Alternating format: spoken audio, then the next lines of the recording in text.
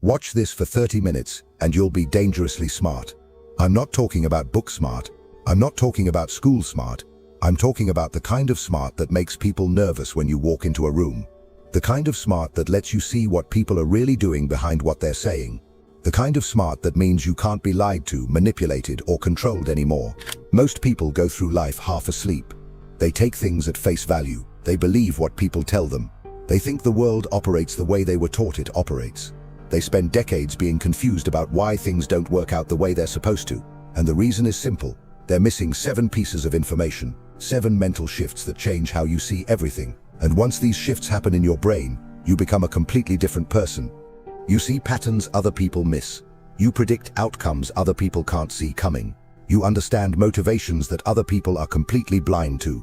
And this makes you dangerous. Not in a violent way, dangerous in the way that means you can't be played. You can't be fooled.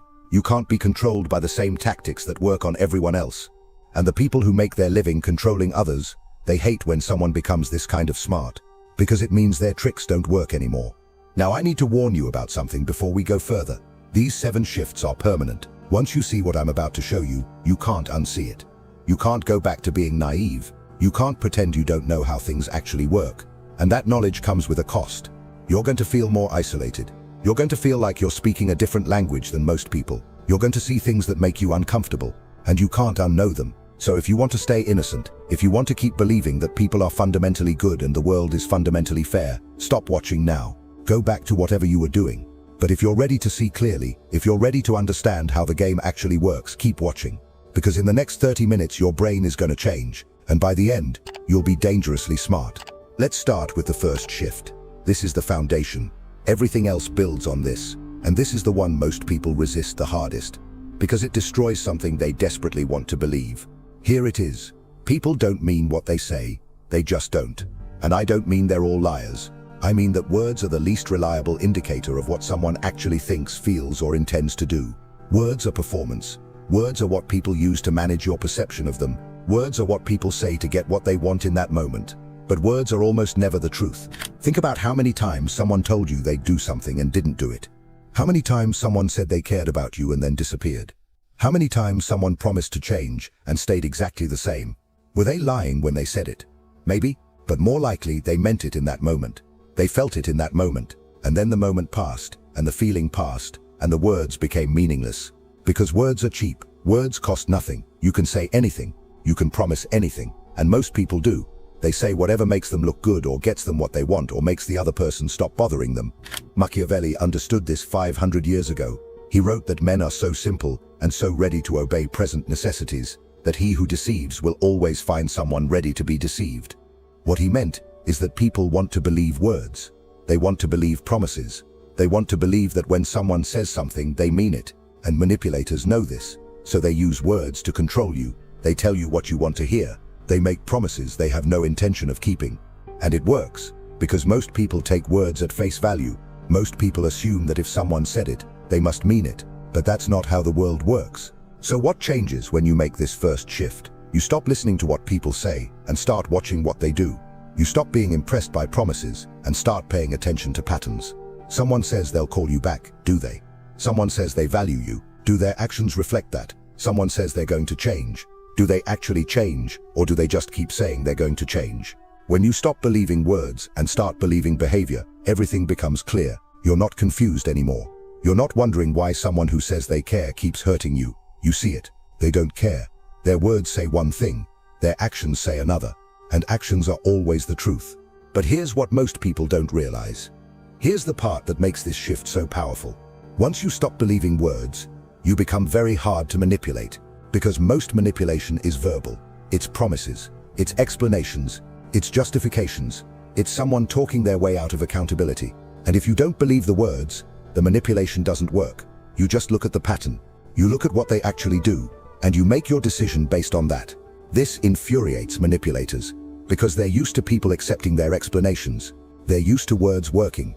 And when they meet someone who only believes behavior, they have no power. They can talk all they want. It doesn't matter. You're watching what they do, and what they do tells you everything you need to know. So that's the first shift. People don't mean what they say.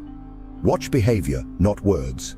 And once you truly internalize this, Once you stop taking anyone at their word and start observing their patterns, you've taken the first step toward becoming dangerously smart. But knowing that people don't mean what they say isn't enough, because you'll still be confused about why they do what they do. Why do people make promises they don't keep? Why do people say one thing and do another? Why do people hurt the people they claim to love? And that brings us to the second shift, the one that explains all human behavior once you see it. And this one is even harder to accept than the first. Here's the second shift. Everyone operates from self-interest. Everyone, no exceptions. And before you get defensive, before you start listing all the selfless things you've done, or people you know who are genuinely good, hear me out. I'm not saying people are evil. I'm not saying people don't care about others. I'm saying that at the core of every single decision every person makes, there's a calculation. What's in this for me? Even when people are being generous, even when people are being kind, even when people are sacrificing, there's something they're getting out of it. Maybe it's feeling good about themselves. Maybe it's building a reputation. Maybe it's avoiding guilt. Maybe it's creating an obligation. But there's always something, always. And this isn't a criticism. This is just how humans work. We're wired for survival, and survival means prioritizing our own needs. Even when we help others, we're doing it because it serves us in some way. Maybe it serves our values. Maybe it serves our self-image. Maybe it serves our long-term interests. But it serves us. And once you see this, once you really see this, everything makes sense. People aren't confusing anymore. They're predictable. Because if you can figure out what someone's self-interest is, you can predict what they'll do every time. Think about someone in your life who disappointed you. Someone who let you down. Someone who chose themselves over you. Were you surprised? Were you hurt? Did you think they cared about you more than they actually did? Now go back and look at that situation through the lens of self-interest. What did they have to gain by choosing you? What did they have to lose by choosing themselves? When you run the math, their decision makes perfect sense. They did what was best for them. They always do. Everyone always does. And the reason you were hurt is because you thought they would choose you. But why would they? What was in it for them? If the answer is nothing, then of course they didn't choose you. This isn't personal. This is just how humans operate. Machiavelli wrote that men never do good unless necessity drives them to it. What he meant is that people don't act morally because morality is important to them. They act morally when it benefits them to act morally. When there's social pressure, when there's legal consequences, when their reputation is on the line. But when nobody's watching, when there's no consequences, when they can get away with it, most people will do what serves them, not what's right. And this isn't because people are bad, it's because people are human, and humans are self-interested. That's not a bug, that's a feature, that's survival. So what changes when you make this second shift? You stop being surprised by people. You stop being hurt by betrayal. Because betrayal isn't personal, it's just someone choosing their own interest over yours. And why wouldn't they? You stop expecting people to sacrifice for you unless you've made it worth their while. You stop thinking loyalty is automatic. You understand that loyalty exists when it serves both parties. And the moment it stops serving one party, the loyalty ends. This sounds cynical, this sounds dark, but it's just realistic. And once you operate from this understanding, you make better decisions. You stop trusting people who have no reason to be trustworthy. You stop being shocked when people choose themselves. You start building relationships based on mutual benefit instead of hope. And here's the powerful part. When you understand that everyone operates from self-interest, including you, you stop feeling guilty about prioritizing yourself. You stop apologizing for having boundaries. You stop sacrificing yourself for people who wouldn't do the same for you. Because you realize that self-interest isn't selfish, it's survival. And the people who are winning, the people who are thriving, they understood this a long time ago. They're not sitting around wondering why people don't appreciate their sacrifices. They're making strategic decisions based on what serves them. And they're not apologizing for it. Because they know everyone else is doing the same thing. They're just honest about it. So that's the second shift. Everyone operates from self-interest. Once you see this, people make sense. Behavior makes sense. And you stop being confused about why people do what they do. But understanding self-interest still leaves you vulnerable. Because you might think, okay, I'll just work harder than everyone else. I'll be better than everyone else. I'll earn what I deserve. And that brings us to the third shift. The one that destroys the fairy tale you were told as a child. The one that makes you realize the game is rigged. And once you see this, you can't go back to believing in merit or justice or fairness. Here it is. Fairness is a lie they tell children. The world is not fair. The world has never been fair. The world will never be fair. And the people who succeed are not the people who deserve it most. They're the people who understand how to win in an unfair system. Think about every time you've seen someone less qualified get promoted over someone more qualified. Every time you've seen someone with connections succeed while someone with talent struggled. Every time you've seen hard work go unrewarded while luck got celebrated. You probably thought that was an exception, that was a fluke, that was unfair, and eventually fairness would win out. But it's not an exception, it's the rule. The world doesn't reward hard work, it rewards leverage, it rewards timing, it rewards being in the right place with the right people, and sometimes it rewards being ruthless enough to take what you want. Machiavelli understood this completely. He wrote that how we live is so different from how we ought to live, that he who abandons what is done for what ought to be done will rather learn to bring about his own ruin than his preservation. What he's saying is that if you play by the rules of how things should work, instead of how things actually work, you lose. The people who sit around saying this isn't fair, this isn't right, this isn't how it should be, those people stay stuck, because they're waiting for the world to be fair. They're waiting for merit to matter. They're waiting for hard work to be enough. And while they're waiting, other people are playing the actual game. The game of leverage, the game of relationships, the game of timing and opportunity, and sometimes taking what they want without asking permission. Think about how much energy you've wasted being angry about unfairness, about how someone else got something you deserved, about how the system is broken, about how things should be different. All that energy, all that anger, all that resentment, it changed nothing. The system doesn't care that you think it's unfair. The system rewards the people who understand how it actually works, not how it should work, how it does work. And once you make this shift, once you stop expecting fairness and start expecting reality, you can finally start winning, because you're not handicapping yourself with should anymore. You're not playing by rules that don't exist. You're looking at what actually gets rewarded, and you're doing that. So what changes when you make this third shift? You stop waiting for things to be fair. You stop expecting your hard work to speak for itself. You stop thinking that being good at your job is enough. You understand that you need leverage, you need visibility, you need relationships, you need timing, and sometimes you need to be willing to do things that other people think are unfair, not illegal, not immoral, but strategic. Taking credit for your work instead of hoping someone notices. Building relationships with decision makers instead of hoping merit is enough. Leaving a job that doesn't value you instead of hoping loyalty gets rewarded. Playing the game that actually exists instead of the game you wish existed. And here's what nobody tells you. The people at the top, the people with money and power and influence, they all know the world isn't fair. They've always known. That's why they win. They're not playing by the rules of fairness. They're playing by the rules of reality. And reality is ruthless. Reality rewards leverage. Reality rewards being in the right place at the right time with the right people. Reality rewards taking opportunities that other people are too principled to take. And you can sit there and call that unfair. You can sit there and say that's not how it should be. Or you can accept that's how it is, and start playing the game that actually exists. Because complaining about unfairness doesn't change anything. But understanding how to win in an unfair system changes everything. So that's the third shift. Fairness is a lie. The world rewards leverage, timing, and ruthlessness, not merit. And once you accept this, once you really accept this, you stop wasting energy on resentment and start using that energy to position yourself. But even understanding that the world is unfair doesn't fully prepare you for what comes next.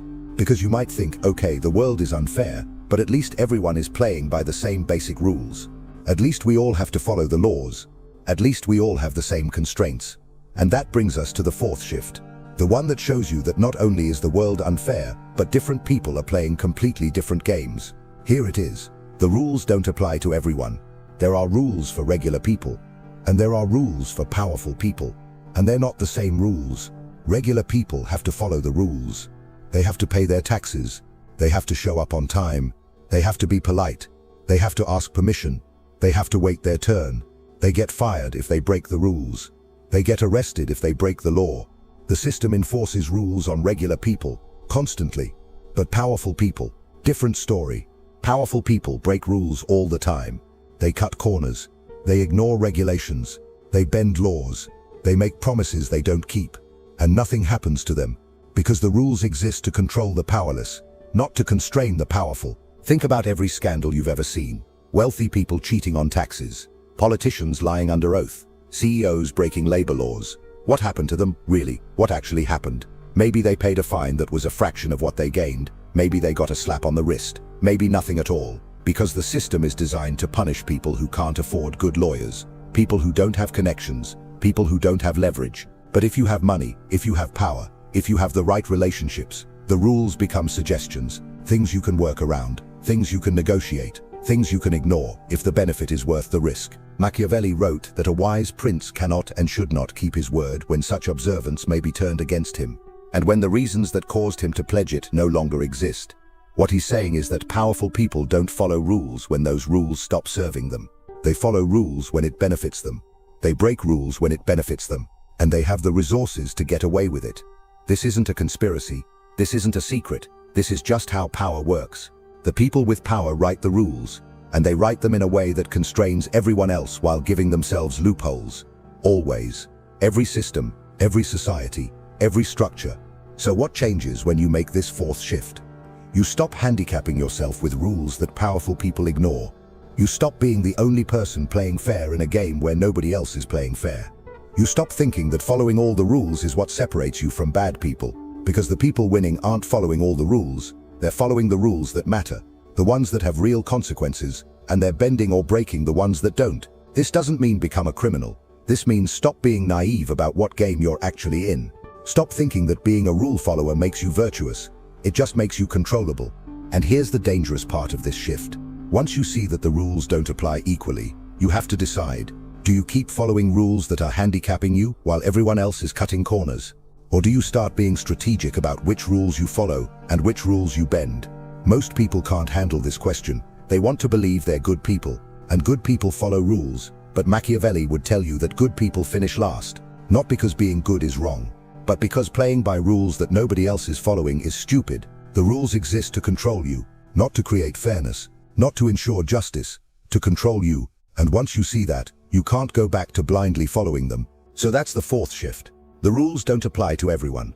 Powerful people break rules constantly and face no consequences. And once you see this, you realize that following every rule is just volunteering to be controlled. But understanding that the game has different rules for different people still doesn't prepare you for the next shift. Because even if you know the world is unfair and the rules are rigged, you might still think you can trust the people close to you. You might think you know who your real friends are. You might think you can tell who's on your side and who isn't. And that brings us to the fifth shift, the one that makes you question everyone. Here it is. Your enemies pretend to be friends. The people who are going to hurt you aren't strangers. They're not obvious enemies. They're people who smile at you. People who tell you they have your back. People who act like they care, because that's how betrayal works. You can't be betrayed by an enemy. You can only be betrayed by someone you trusted. And the people who want to take from you, compete with you, undermine you, they know this, so they get close. They act friendly. They learn your weaknesses. They wait for the right moment, and then they strike. And you never saw it coming, because you thought they were on your team. Think about every time you've been backstabbed.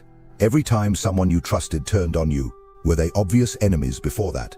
No, they were friends. They were colleagues. They were people you helped, people you trusted, people you thought were loyal. And then they weren't, and you were shocked, because you didn't see it coming. But here's the thing, the signs were always there. You just didn't want to see them, because seeing them would mean admitting that someone you trusted was actually a threat.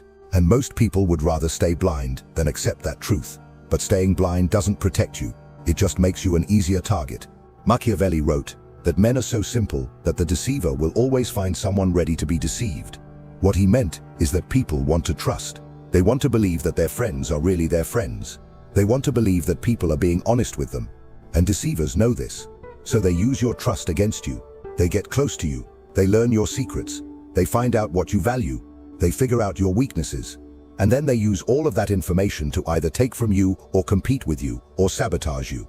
And the whole time, they're smiling. The whole time, they're acting like they're your friend. Because that's the disguise that works. So what changes when you make this fifth shift? You stop trusting people just because they're nice to you. You stop assuming that someone who smiles at you is on your side. You start watching for patterns. Does this person celebrate your wins, or do they seem bothered by them? Does this person support you when it costs them nothing, or do they support you when it's inconvenient? Does this person keep your secrets, or do they somehow always end up sharing information that hurts you? When you stop taking friendliness at face value and start watching for actual loyalty, you see who's real and who's performing, and most people are performing. And here's the hardest part of this shift.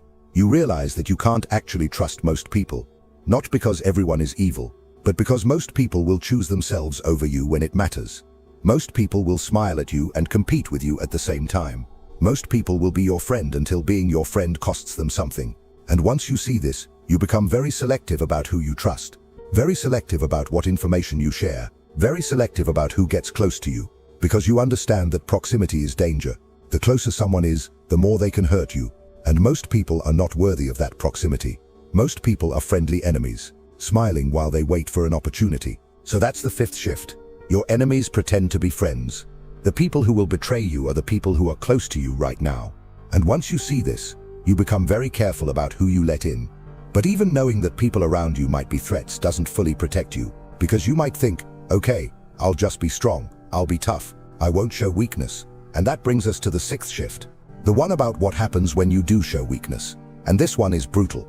Here it is. Weakness invites attack. The world tells you that being vulnerable is brave, that showing your struggles makes you human, that asking for help is strength. And in a perfect world, maybe that would be true.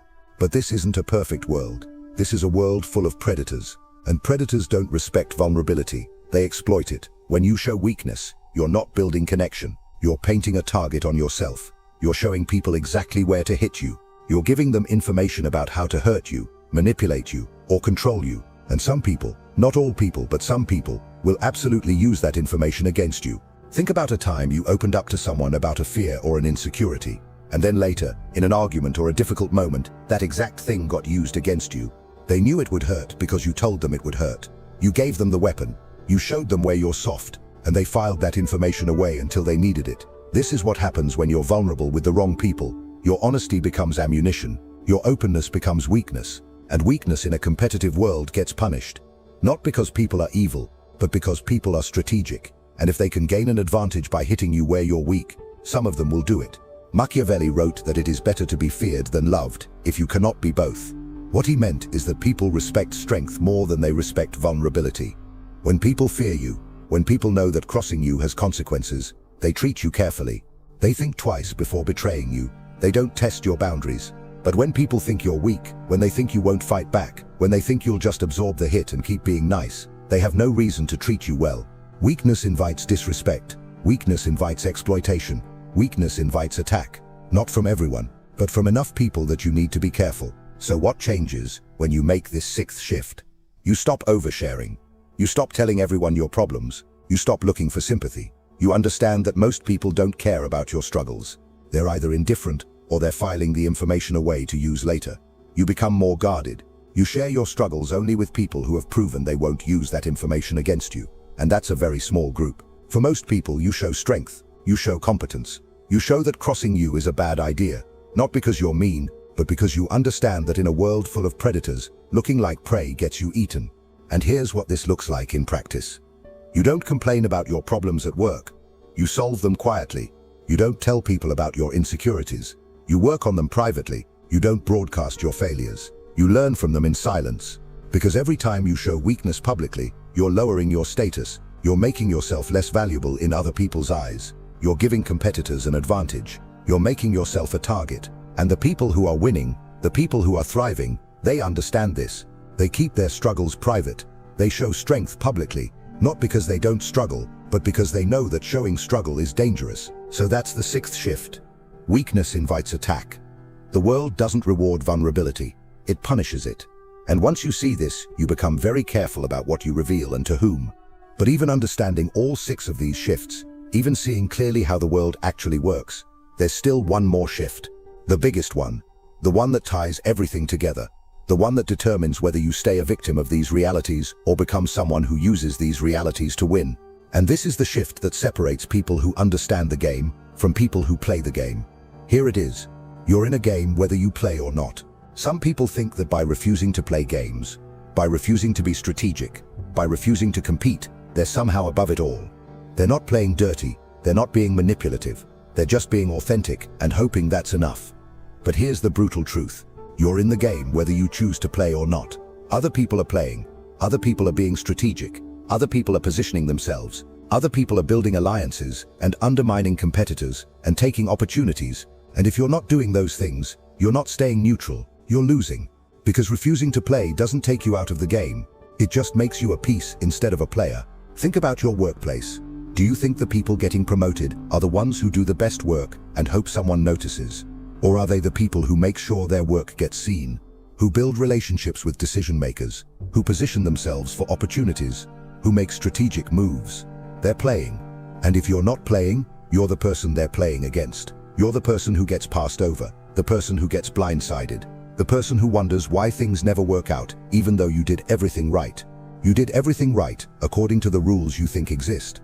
But those aren't the actual rules. The actual rules are be strategic or be used. Play the game or be a piece in someone else's game. Machiavelli wrote that you must be a fox to recognize traps and a lion to frighten wolves. What he meant is that you need two types of intelligence. You need to see the game being played, the traps, the manipulation, the strategies. That's the fox. And you need to be strong enough, fierce enough, strategic enough to not be a victim of those traps. That's the lion. You can't just be smart. You can't just see what's happening. You have to be willing to fight back, to play your own game, to use the same strategies being used against you. Because if you just see the game but refuse to play, you're still losing. You're just losing with your eyes open. So what changes when you make this seventh shift? You stop pretending you're not in a competition. You stop acting like being nice and working hard is a strategy. You start being intentional. You start thinking about how you're perceived, what relationships you're building, what opportunities you're positioning yourself for. You start playing chess while everyone else is playing checkers. You think 3 moves ahead. You understand that every interaction is either building your position or weakening it. You stop being passive. You stop waiting for things to happen to you. You start making things happen, not in an aggressive way, not in a fake way, but in a strategic way. You understand that you're in a game, and games have winners and losers, and refusing to play just means you're choosing to lose. And here's the most important part of this shift. Once you accept that you're in a game, you stop feeling guilty about playing strategically. You stop thinking that positioning yourself makes you a bad person. You stop apologizing for prioritizing yourself, because you realize everyone else is doing it. They're just not admitting it. They're playing the game while pretending they're not playing, and that makes them liars. You're playing the game while being honest with yourself about what you're doing, and that makes you dangerous, because you're not confused, you're not conflicted. You see the board, you see the pieces, you see the moves, and you make your decisions based on what actually works, not on what you wish would work. So that's the 7th shift. You're in a game whether you play or not. And refusing to play just means other people are playing you. Once you see this, once you really see this, you can't go back to being passive. You can't go back to hoping things work out. You have to become a player. You have to be strategic. You have to think about the game you're in and how to win it. Because the alternative is spending your whole life wondering why everyone else is getting ahead while you're stuck. And the answer is simple. They're playing, you're not. And games don't reward people who refuse to play. They reward people who play well. So now you have all 7 shifts. Let me put them together for you. People don't mean what they say. Watch behavior. Everyone operates from self-interest, including you. Fairness is a lie. The world rewards leverage. The rules don't apply to everyone. Powerful people break them constantly. Your enemies pretend to be friends. Trust carefully. Weakness invites attack. Show strength. You're in a game whether you play or not, so play strategically. These 7 shifts happened in your brain over the last 30 minutes. You see the world differently now. You see people differently. You see yourself differently. And you can't go back to not knowing this. You can't go back to being naive. And here's what I need you to understand. This knowledge makes you lonely, because you're going to look around and realize that most people don't see what you see. Most people are still operating from the lies. They still think people mean what they say. They still think the world is fair. They still think following the rules is enough. They still think their friends are really their friends. They still think showing weakness builds connection. They still think they're not in a game. And you can't explain this to them, because they're not ready. They don't want to see it. They want to stay comfortable. They want to keep believing in the fairy tale. And if you try to wake them up, they'll call you cynical. They'll call you dark. They'll call you negative. Because seeing clearly looks like negativity to people who want to stay blind. But you're not negative. You're realistic. You're not cynical. You're informed. You're not dark. You're dangerous. And dangerous is exactly what you need to be. Because dangerous means you can't be lied to. You can't be manipulated. You can't be controlled. You see the game. You see the players. You see the moves. And now you have a choice. Do you use this knowledge to protect yourself? Or do you use it to win? Do you play defense? Or do you play offense? Do you just avoid the traps? Or do you set some of your own? That's up to you. But what you can't do is go back to not knowing. The shifts happened. Your brain changed. You're dangerously smart now. So here's my challenge to you. Look at your life right now, with these 7 shifts in mind. Who in your life says one thing and does another? Who in your life is operating purely from self-interest while pretending to care about you? Where in your life are you expecting fairness that doesn't exist? What rules are you following that everyone else is breaking? Who in your life is pretending to be a friend but is actually a competitor? Where are you showing weakness that's getting exploited? And what game are you in that you've been refusing to play? Answer these questions honestly, because the answers will show you exactly why you are where you are and what you need to change to get where you want to be. And if these 7 shifts happened for you, if you see the world differently now than you did 30 minutes ago, write in the comments, I see it now. Let's see how many people here are ready to stop being pieces and start being players. Let's see how many people are ready to stop being naive and start being dangerous. Because the world doesn't need more nice people, it needs more people who see clearly, who understand how things actually work, who are strategic enough to win in a game that was rigged against them from the start. That's what being dangerously smart means. And if you made it this far, you're one of us now. Welcome to Seeing Clearly. It's lonely, but it's powerful. And don't forget to keep watching the next video. It's important, much more than you imagine. See you there.